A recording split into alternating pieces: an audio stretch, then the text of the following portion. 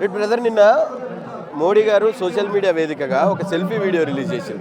తర్వాత కూడా ఈ ప్రొటెస్టులు ఇవన్నీ ఎట్లా చూడొచ్చు, అసలు ఎట్లా అర్థం చేసుకోవాలి? ఇది అన్న ఒక రోజులో మొదలైంది కాదు. ఇది కొంతమంది యువతి ఆవేదన. ఇది అందరూ కూడా ఏమంటున్నారంటే పొలిటికల్ ఎజెండా అంటున్నారు, పొలిటికల్ పార్టీలు చేస్తున్నా అంటున్నారు. పొలిటికల్ పార్టీకి ఈ ప్రొటెస్ట్కి ఏ సంబంధం లేదు.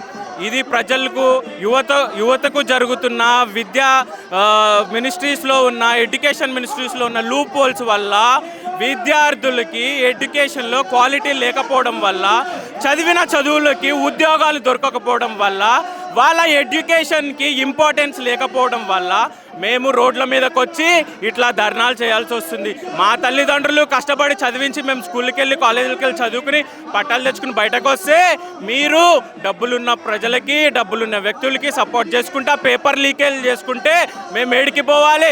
ఈరోజు ప్రజలు వలస ప్రాంతాలకు వెళ్తున్నారు, బయట దేశాలకు ఎందుకు వెళ్తున్నారు అని అంటే ఇక్కడ నువ్వు ప్రొవైడ్ చేయాల్సిన బెనిఫిట్స్ నువ్వు ప్రొవైడ్ చేయకపోవడం వల్లనే కాదా అని నేను అడుగుతున్నా. ఈరోజు ప్రధాని నరేంద్ర మోడీ గారిని మీరు సమాధానం చెప్పాల్సిన రోజు వచ్చింది. ఇంకా పాత రోజులు అంటే లేవు. ఇది జెన్జీ టైం, అప్నా టైం ఆ గయా, అభి హమ్ లోగ్ దేఖ్ కే నహీ छोड़ते, हम नहीं छोड़ते, हमारा टाइम अपना टाइम आ गया. జై తెలంగాణ.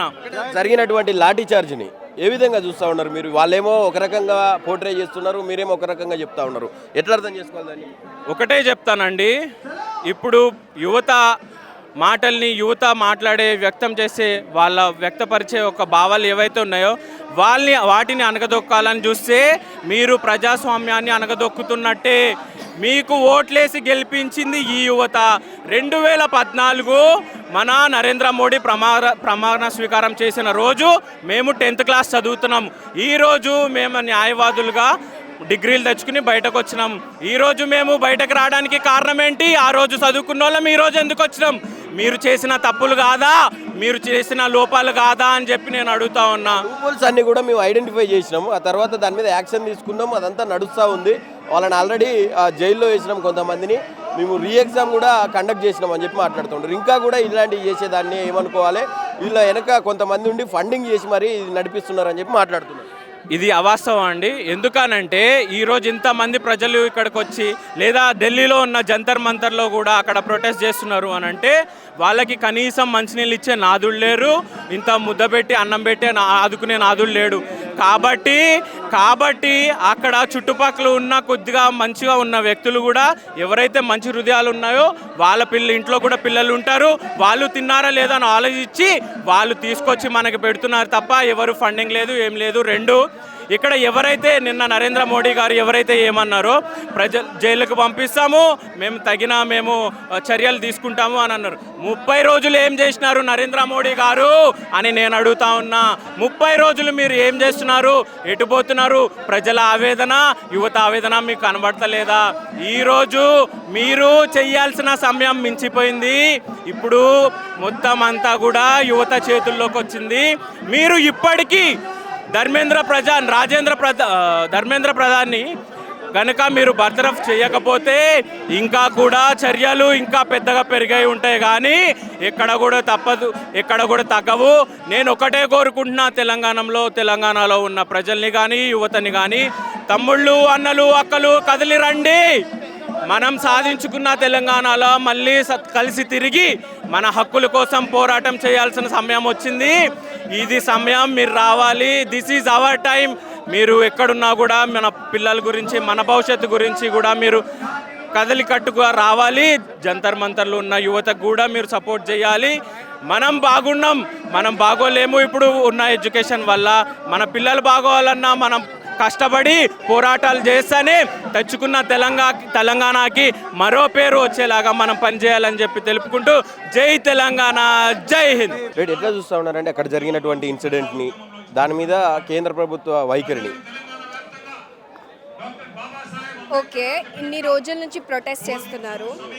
గవర్నమెంట్ ఉన్నది పబ్లిక్ కోసమే. అట్లీస్ట్ మీరు వింటున్నారని మాకు తెలిస్తే మేము ఇంత ఒక రేంజ్లో ప్రొటెస్ట్ చేయము. మీరు విననప్పుడు మేము ఇంత రేంజ్లో ప్రొటెస్ట్ చేయాల్సి వస్తుంది. మీరు ఒకసారి విని మేము చేస్తాం, మా పనిని మంచిగా చేస్తాం.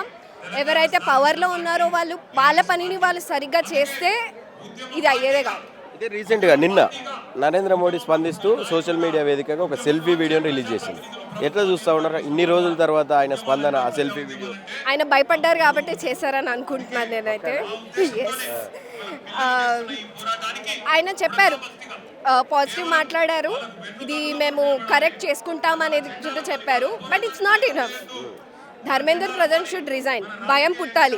ఆ పొజిషన్లో ఉండి వాళ్ళ పనిని రెస్పాన్సిబుల్గా చేస్తే ఉండాలి పవర్లో. ఆరెన్స్ ఈ should resign. Resignation is not the actual solution అని చెప్పి మాట్లాడుతూ ఉన్నారు. ఇప్పుడు రెసిగ్నేషన్ చేస్తే అన్ని సెట్ అయిపోతాయని నేను కూడా అనట్లేదు, కానీ భయం ఎక్కడో ఒక్క దగ్గర పుట్టాలి. అక్కడ ఆ పవర్లో ఉన్న వాళ్ళకి తెలియాలి, ఏదైనా తప్పు జరిగినప్పుడు there are students who are question చేస్తారు, మన పనిని సరిగ్గా చేయాలి అని ఒక భయం పుడుతుంది. కాబట్టి హీ షుడ్ రిజైన్.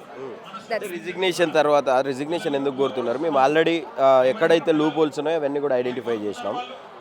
సిస్టమ్ తన పని తను చేసుకోబోతూ ఉన్నది. మళ్ళీ రీ ఎగ్జామ్ కూడా కండక్ట్ చేసినాం.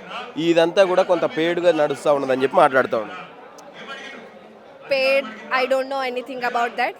బట్ నీట్ ఎగ్జామ్ అనే లాజిక్, ఎంతోమంది డ్రాప్ ఇయర్ తీసుకొని 1 year కష్టపడి చదువుకొని ఎగ్జామ్ సరిగ్గా రాసినప్పుడు అది క్యాన్సిల్ మళ్ళీ పెడతామని అంటే ఆబ్వియస్లీ ఆ సూసైడ్స్ అయిన దానికి రెస్పాన్సిబిలిటీ గవర్నమెంట్దే అని ఐ ఫీల్. సో ఫైనల్గా ఇప్పటికైనా స్పందించిండు. మరి అయినాక కూడా ఇంకా కొనసాగుతూనే ఉన్నాయి ప్రొటెస్ట్లు అనేవి. ఎట్లా చూడొచ్చు అంటే ఎప్పటి వరకు ముందరకు పోతాయి ఇవి? ఇప్పుడు మోదీజీ మాట్లాడడానికి 30 days పట్టింది. సో ఇప్పుడు ఏ టాపిక్ మనం గవర్నమెంట్తో మాట్లాడడానికి ఇంత ప్రొటెస్ట్ జరగాల? ఆయన స్పందించాలంటే ఇంత జరిగితేనే స్పందిస్తారా ఈజ్ మై క్వశ్చన్. మన జరిగినటువంటి లాఠీ చార్జ్ ఏదైతే ఉన్నదో, బేటీ బచావో బేటీ పడావో అని చెప్పి మాట్లాడతారు. అటువంటి అక్కడ బేటీల విషయంలో వాళ్ళ కన్న బిడ్డలుగా చూసుకోవాల్సినటువంటి రాజ్యం వాళ్ళ మీద చేతులు వేసింది. ఇష్టానుసారంగా ఎక్కడ పడితే అక్కడ టచ్ చేయడం, ఆ లాఠీలు కూడా కొట్టే విచక్షణ కూడా కోల్పోయి అసలు అంటే మినిమం సెన్స్ లేకుండా ప్రవర్తించినట్టు కనపడతాం. అది నిజంగా పోలీసులైనా అసలు ఏం జరిగింది అక్కడ?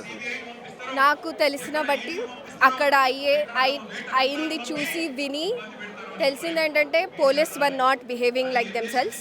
పోలీస్ అట్లా బిహేవ్ చేయడం was not at all right.